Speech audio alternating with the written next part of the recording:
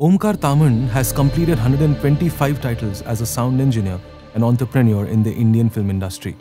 He co-founded Mariano Audio Post Services and the Audio Guys Institute. He's the youngest Dolby Atmos mastering consultant.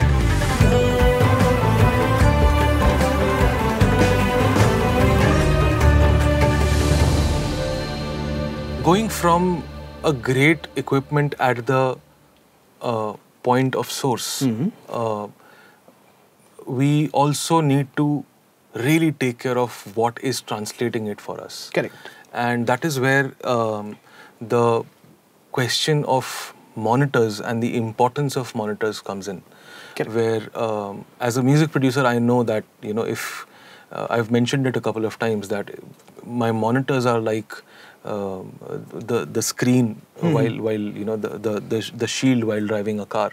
Correct. It shows you what's in front of you, and the transparency, the quotient of transparency, is something that is very crucial to be as clean as possible, Oh, absolutely, and as unbiased and as blunt as possible. I think that is where the importance of great monitors and great translation comes in. Yeah. And I have been a loyal user of the KH series monitors. My first pair of monitors were KH 120s, and I've never looked back.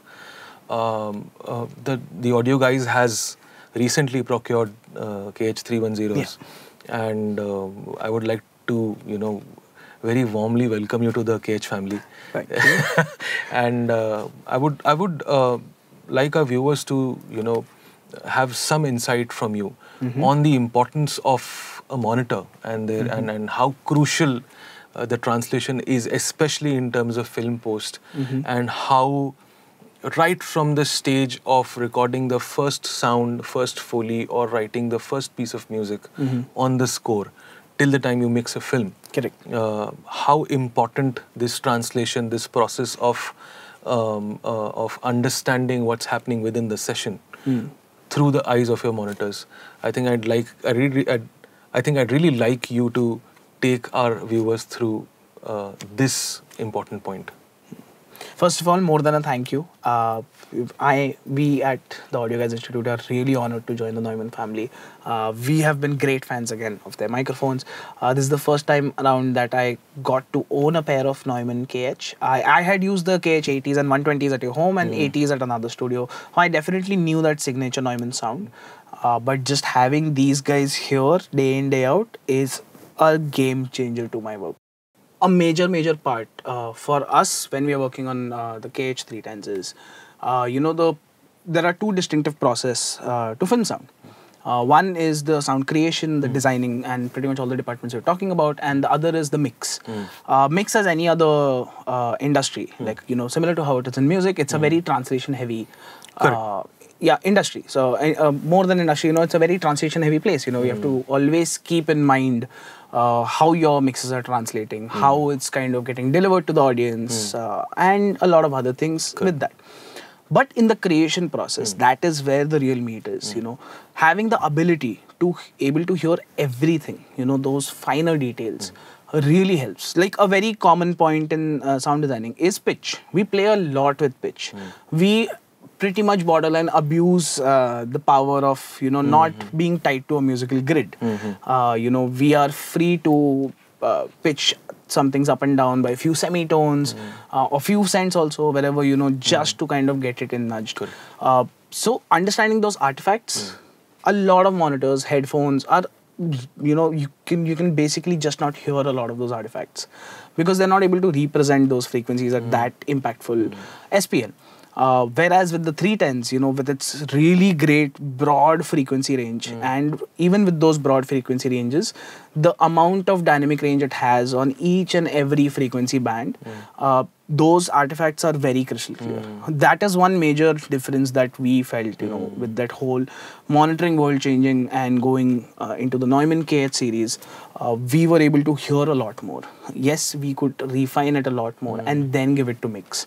So the mixing engineer's load kind of reduced a lot more, where he or she was now just focusing on making sure whatever the sound design team has created, making sure that the translation was really happening very, very well, and audiences were getting a very similar quality product at the other end.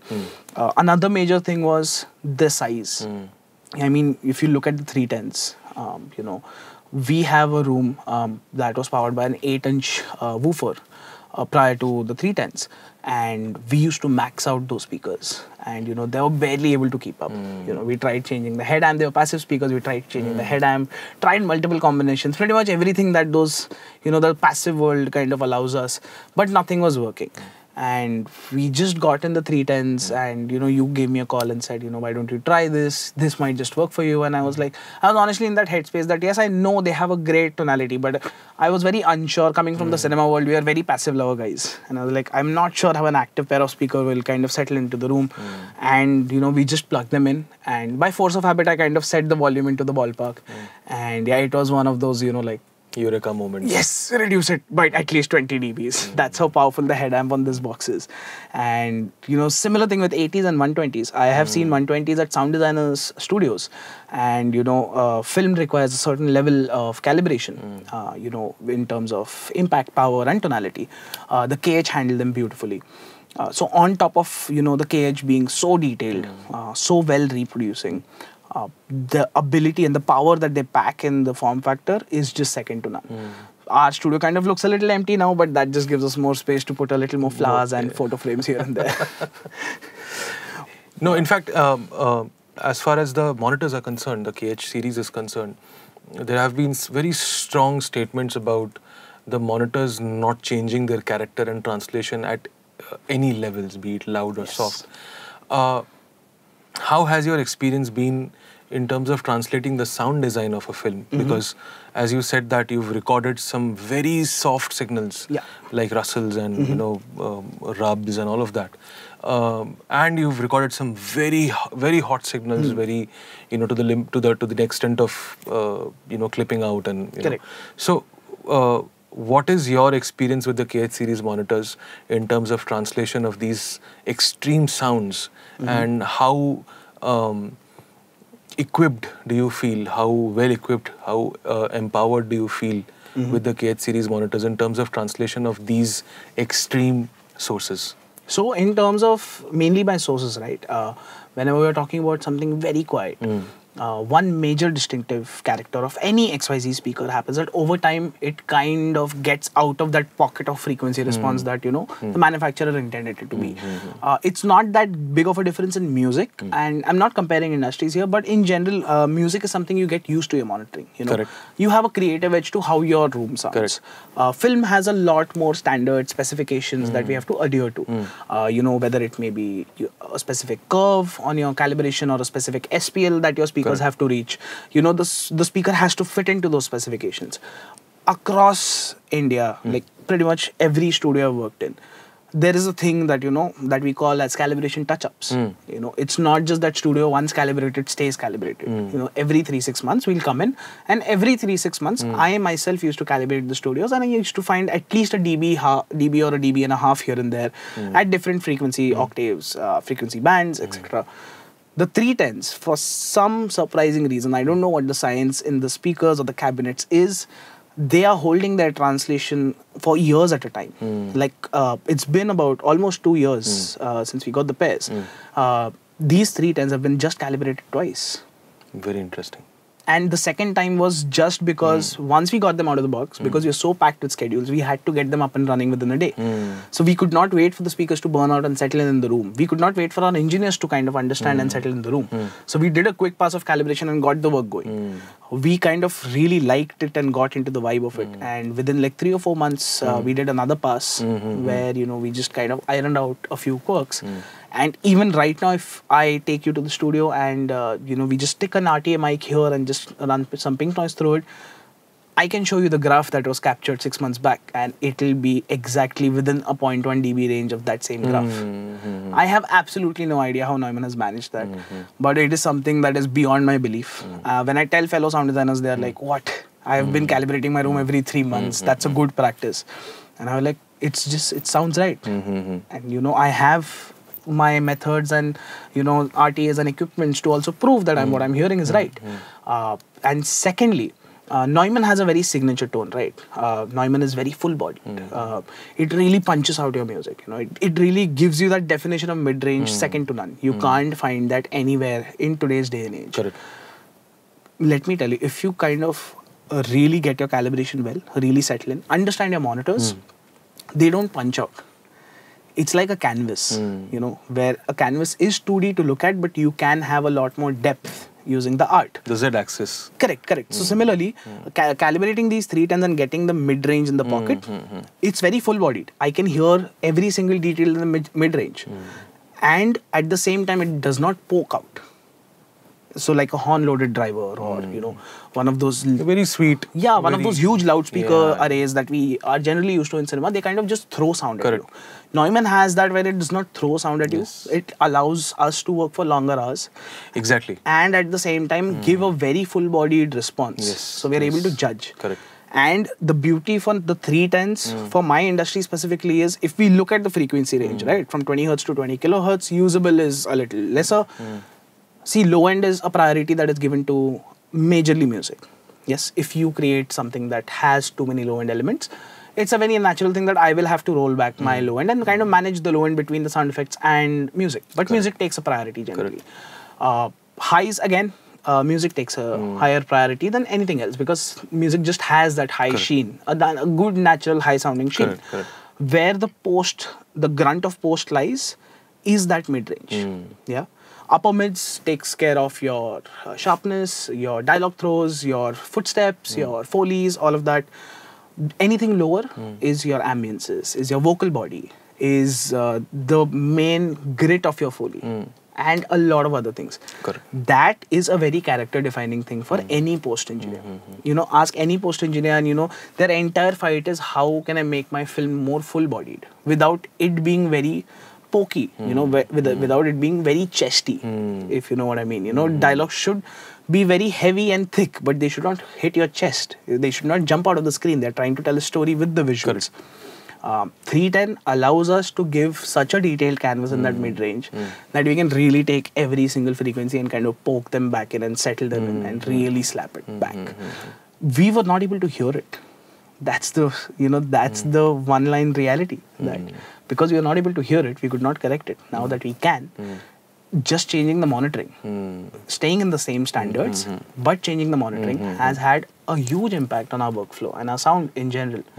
And this is where, you know, the lines kind of blur that, you know, is your art, you know, more important or your equipment? Art, of course, takes the edge, but with the right equipment, you don't need to really promote anything in your art. You can be doing the same thing, but just with different pair of monitors, and suddenly it will really elevate your workflow. It will really elevate the quality of work you're doing. And that's pretty much been my emotion and journey with the 310s till now. In fact, I've as far as you very, very aptly mentioned that the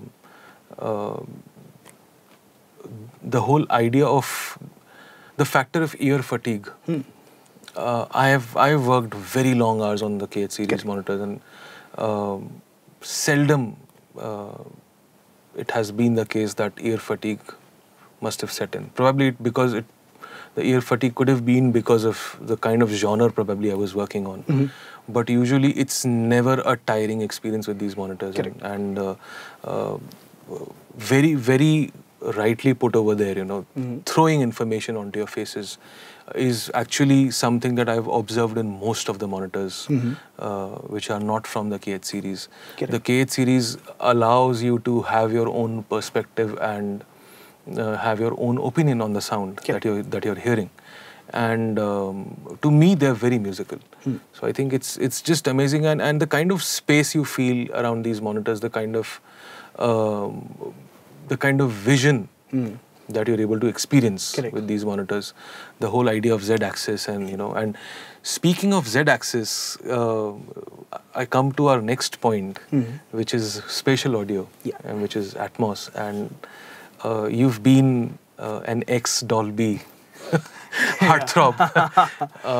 I would like to tell our viewers that Mr. Tamhan has calibrated several Dolby equipped studios, Dolby certified studios across theaters across the country, and it is just amazing and fascinating to see that you probably have migrated, or for the lack of better word, transferred from being a Dolby consultant to a leading spatial audio engineer. Yeah. And in fact, the very first two Atmos mixes, the two of my singles, very initial two of my singles, you've been a part of them as the Dolby Atmos, as the spatial audio, I remember. spatial mixing engineer. So please take us through your journey please take us through your journey within the spatial audio world, and where do you see it going from, and how do you plan to equip your students with the knowledge of spatial audio, and give them the right experience, the right exposure with the facility that you have. And also, where do you see the integration, the scope of integration of spatial audio and film post in the future for the common audiences? So, first of all, a blast of nostalgia. Working with the two tracks, and those were some tough, challenging times to figure out an online-offline workflow. Yes. But we got through all of that, and I still remember the mails we used to do back and forth, because if I'm not wrong, those were very close to the launch event as well, and those were one of the first tracks to go on spatial audio for the Indian market, the Indian music market. Correct. And just trying to steer through the QC and workflows. That was such a great blast. So spatial Atmos for me, now that, as we call it as a broader term, spatial audio has been very close to my heart. I have generally been a very technology enthusiast.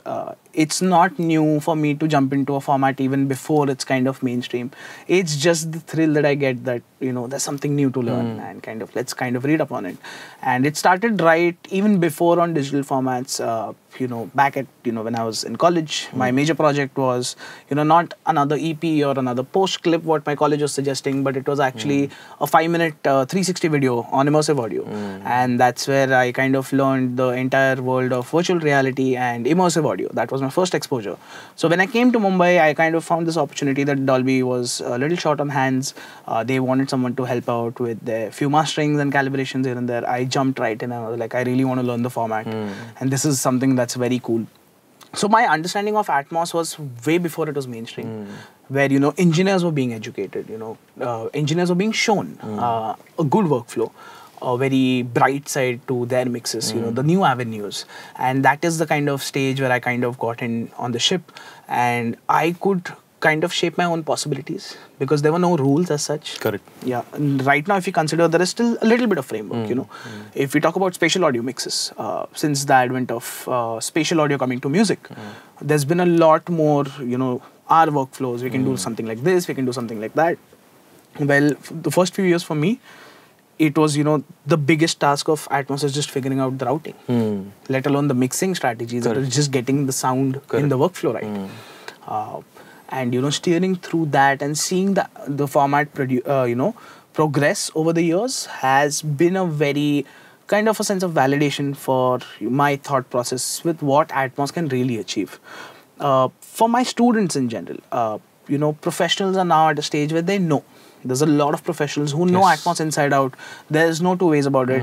They can work in the environment. They can master their own recordings, deliver them, encode them, and do all the various stages that a consultant used to help them in an early stage. But right now, in the current stage, students are also getting exposed to this. They are trying to make their own world up. And the first thing I realized that spatial is nothing like what you've seen before. Correct. It's just one basic fact, because till now, the music that we've been hearing has been one channel, one speaker. It has been speaker based. If you talk about stereo, you walk into any stereo room, any music room, you'll find 2 speakers left and right. You'll never find 4 speakers kind of playing the sound at the same time. Correct. Yeah, it has always been one channel, one speaker, and Correct. that was the ideology. Correct. Spatial audio takes your brain away from that. Spatial audio basically allows you to develop a mix that is 3D in nature. And depending on your listening environment, it kind of folds down and lets you hear it. The way that does broadly is a working term that I like to call dynamic binaural. It downmixes to L and an R. So it's a headphone only form, best consumed on headphones, but you can also hear it on a immersive speaker system. But your mix can be much larger than that. You can be mixing something in headphones today and then directly go to a film mix theater, and it will have a sense of spatialization to it. Yes, you might tweak it depending on the environment, but you won't have to start from ground zero. You can definitely get a very solid mix up and running right on headphones. Correct. The way it happens is, algorithms have come into play in your monitoring chain. Technologies like, the Atmos renderer has come into play, that help you downmix, help you manage your mixes, and help you monitor what you're hearing in spatial. For me, generally, with all of this happening in education, the main thing for me is to actually take everyone's interest out of technology. I know it sounds very counterintuitive because that's how I kind of got into this entire world of technologies, is because of that passion and enthusiasm towards the format. But right now, it's out there, the learning base is out there. Back in my time, the learning base was not there. We had to learn by exposure to equipment, which is why it just made sense for me to get most exposed at the source itself. Right now, if you go on the internet, you have tons and tons of learning resources when it comes to spatial audio or anything 3D. Right now, it's about shaping the art. There are a lot of differences, Your stereo rules don't apply. I'm sure, it's a very common concept of side chaining, right? Where to make your kick and bass audible, you kind of do a little bit of yin-yang with sidechain compressors, where, you kind of duck the bass a little and kind of give the kick a little space so that it comes out and it's nice and fresh. Correct. The entire point was because you were short on real estate. You had only 2 channels to accommodate all of that. That was the birthplace of the entire chain. Yes, it has taken a lot of creative turns in today's day and age, but the source, the technical question and solution for those was a shortness of real estate. Yes. Now in Atmos, you have so much more headroom. Correct. That you may or may not need to do that. Now, when you're listening to spatial audio on headphones, there is a certain room rendering that's happening. So even your driest of your mix might not sound dry. Correct. Absolutely. Even, in theaters, if you're saying, if you're trying to even play something as a 5-1, a surround format in an immersive room, right? You might just wonder why immersive formats are louder. They're not. You just have more real estate to place things. Correct. Your brain has an infinite resolution of localization. Correct. Yeah, your speakers were the one that were falling short. So in the same room, if you're trying to play any other surround content versus a spatial content, spatial will give you more headroom. More headroom means more definition, more resolution. Yes. Your brain will localize more directions. It becomes more immersive. Hence Correct. the word and the integration of that word in the format. Correct. That means rules have to be redefined. Your kick does not need more low end. It's up to you. Very kick, interesting. Yeah, your kick can come from any direction you like. Which means you need 2 things mainly. A, you need to let go of the rules after learning them. You don't need to discard them right from the get-go. You need to know how it's been done so that you can change it in the future. But B, and the most important is, you need an even monitoring.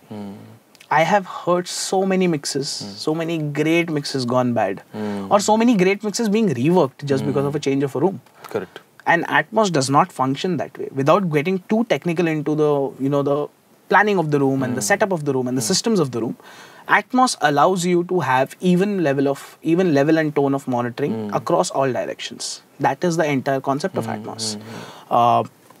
Engineers have come from various rooms and decided that, look, my mix was sounding great in my room. Now it's not. Well, let me tell you, that's nothing to do with the format. It's just an old school vibe. We are so used to translation that we do question the speaker format. Correct. Technically, it stands great.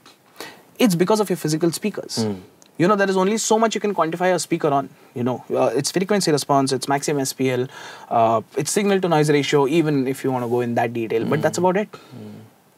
But there is so much more to a speaker. There's a character, there's a certain level of throw, there is a certain level of definition. Even in that mid-range, you might think that, on a 132 octave, I've calibrated my room. It's the flattest in the world. Well, it's not, because they're 20 to 20,000 hertz, right? So there's 19,500, like 19,980 frequencies that you have to kind of figure out. So 32 frequency calibration is not really That's very philosophical, actually. Yeah, it's not really that specific. Your speaker's still going to have its own character. Your speaker's character is still going to come out. Exactly. You need to have a speaker that gives you that evenness right from the get-go, right from when it's in the box. And the Neumanns, again, just give those. Every single mix we've done on the 310s in our immersive room, they are just flat out great. And the reason is because even though we mix in a 7.1.4 configuration monitoring room, whatever work we do in music especially, or even OTT or streaming, right? They are all consumed on binaural sources, right? Headphones running on Atmos, AirPods running on Atmos, etc. Correct. Their only algorithm is in play, right? They don't have a physical source. They only have a left and a right speaker, right? So any and all sounds from the left direction will have the same level of... So with today's spatial audio music, right? It all boils down to a left speaker and a right speaker, right? We are all consuming it in a one or the other format of binaural, right? So anything and everything that's coming from the left is going to have one certain response of a speaker and a driver. That's your left earphone. Correct. Yeah, and so similarly, the same thing on the right. Any and everything, all sounds from the right will have a major impact on what your right is sounding. Correct. So you kind of have to think with your studio planning that the minimum amount of coherence between multiple speakers needs to be treated as a left half and a right half. It does not matter what room configuration you're in, as long as your left half is very, very cohesive, your right half is very cohesive. If there is a marginal difference between the left and the right, that is still something you can live with. But having a difference between a front left speaker and a back left speaker is very catastrophic.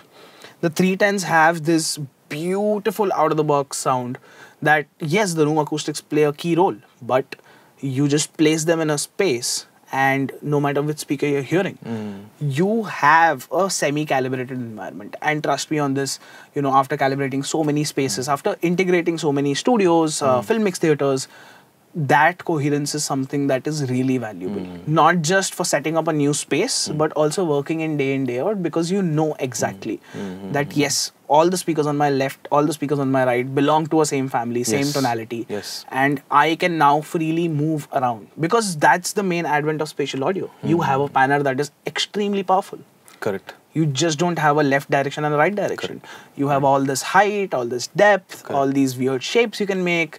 It's pretty much a 3D canvas that you can draw on. Absolutely. So the 310s allow you to really take the paintbrush and not worry about the fabric of your canvas. Correct. So yeah, that's one major thing for spatial audio that I have noticed with the 310s. Amazing. I'm extremely happy with those pairs. I don't know. But thank you so much for doing this. And I'd like to also tell our viewers that Omkar has been very helpful to me in the season 1 of Neumann Home Studio Academy India edition, where he's helped me through several theoretical things, and I'm really grateful that he's made it to the season 2. but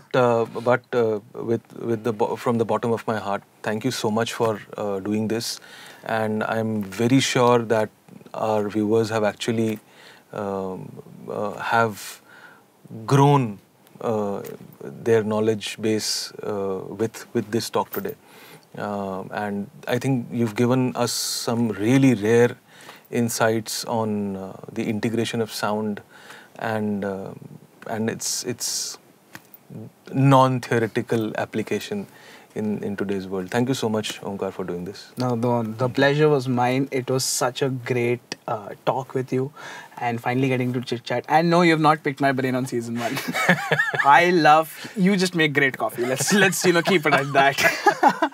And yeah, I'm always up for a call, always happy to share. More than insights or anything, I'm just a talkative person when it comes to tech. You can just call me anytime. Absolutely. And yeah, I hope I've been of some value to the series. This is a wonderful initiative that you guys have planned. It's such a great thing seeing these kind of activities happening in our country, and finally sharing our own stories more than the knowledge, more than the journeys. It's just about the personalized stories of each individual. And you have some great people, and I'm truly honored to be on this segment. And I hope to see you soon, and we'll do much fun activities in the future. Yeah, and yeah. See you in the studio. See you in the studio. Take care. Thank you. Thank you.